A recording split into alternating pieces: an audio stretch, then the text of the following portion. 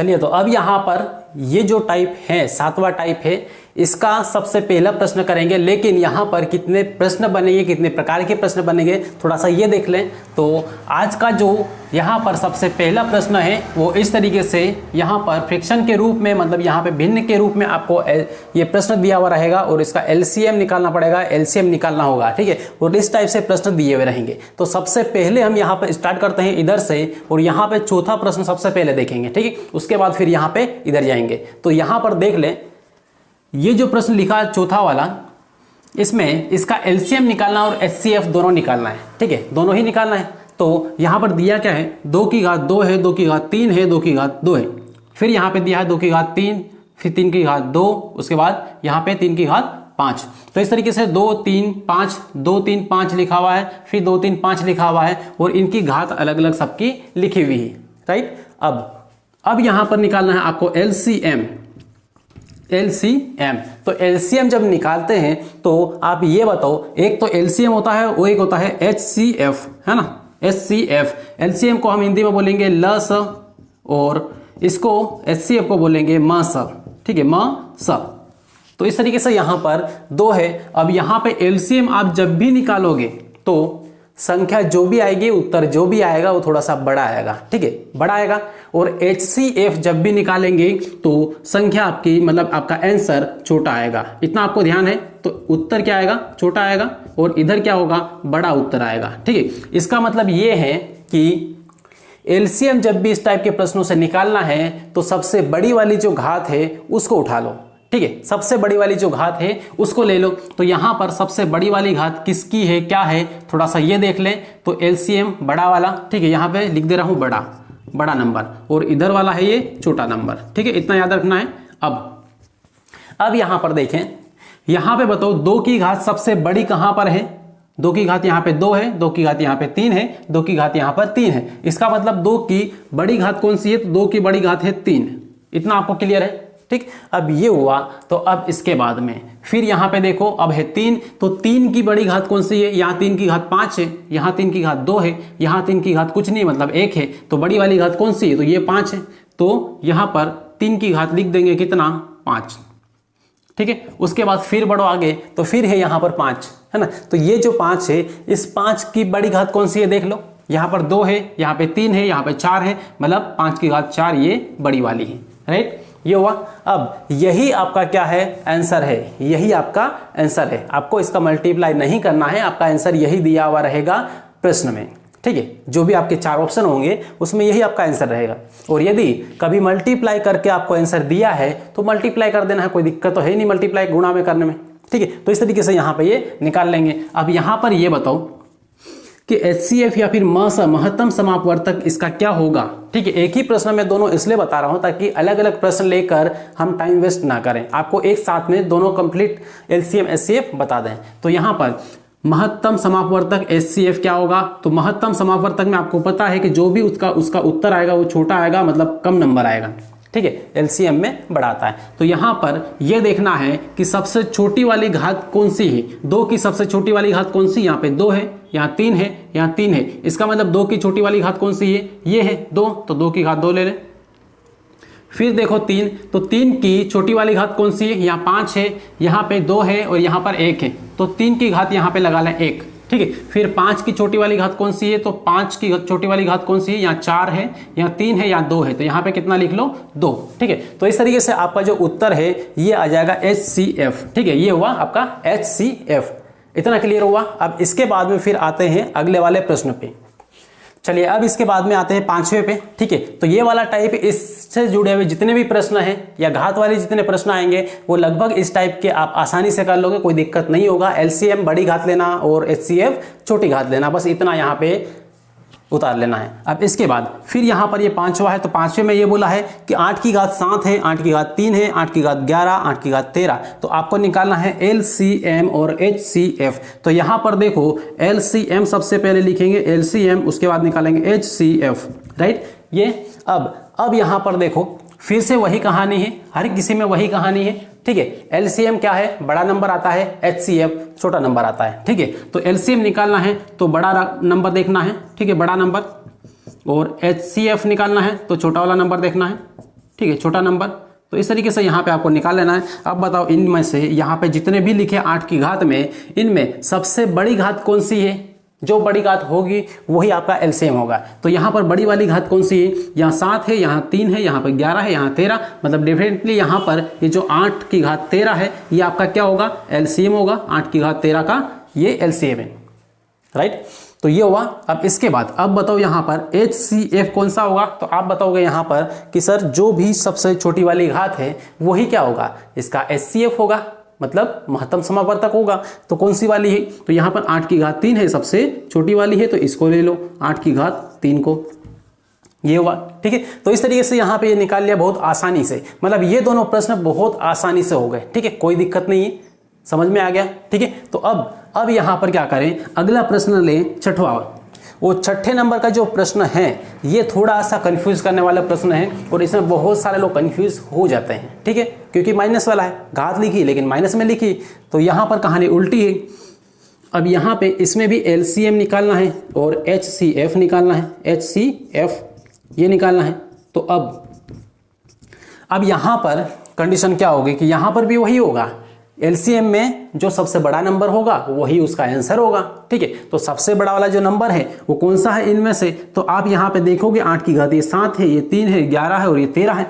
अब यहाँ पे 99.9% लोग सबसे बड़ी वाली जो घात दिख रही है इसी को एलसीएम के रूप में लिख देंगे, ठीक है, लेकिन यहाँ पर ये गलत है, ठीक है। माइनस में घात है, माइनस में जितनी बड़ी घात होती है उतना ही छोटा नंबर होता है, इतना केवल याद रखना है, ठीक है। माइनस में यदि मैंने यहाँ पे लिखा कि ये 5 की घात -2 और इधर यहाँ पे लिखा 5 की घात 1, अब यहाँ पर बताओ इनमें से ये जो है ये वाले दो नंबर 5 की घात -2, 5 की घात -1, इन दोनों में से बड़ा कौन है?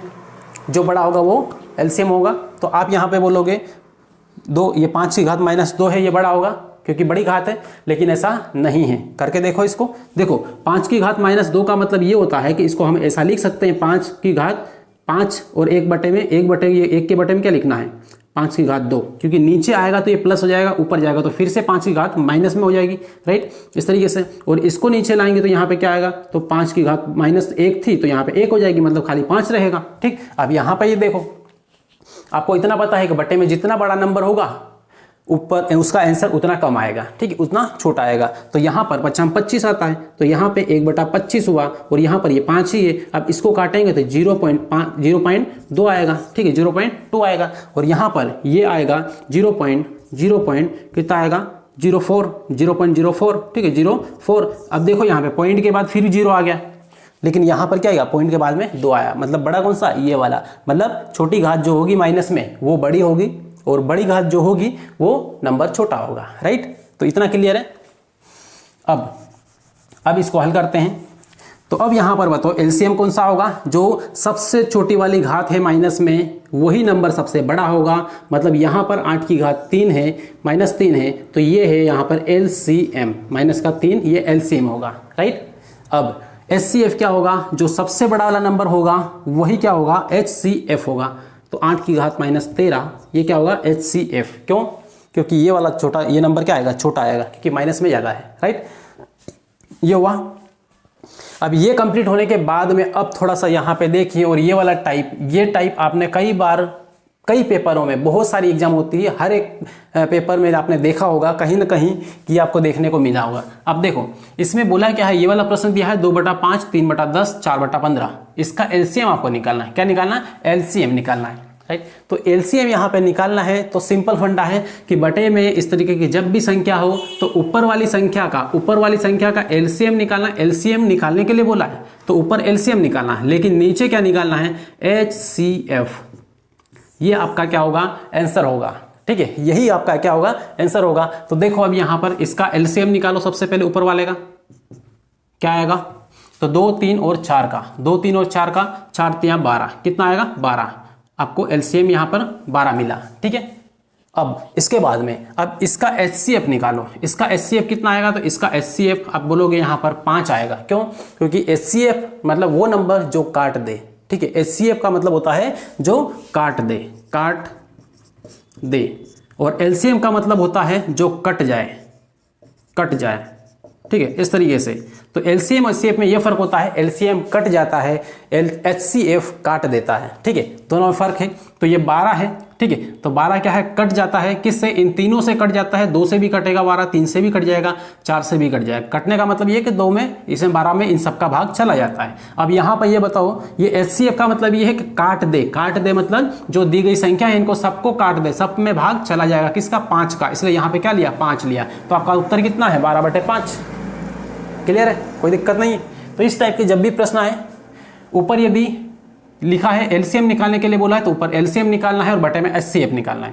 और यदि इसकी जगह आपको यहाँ पर बोल लेते हैं, यहाँ पर दूसरा प्रश्न लिया है, इस यहाँ पर एलसीएम निकाला हमने, यहाँ एचसीएफ, लेकिन नंबर लगभग वैसा ही है।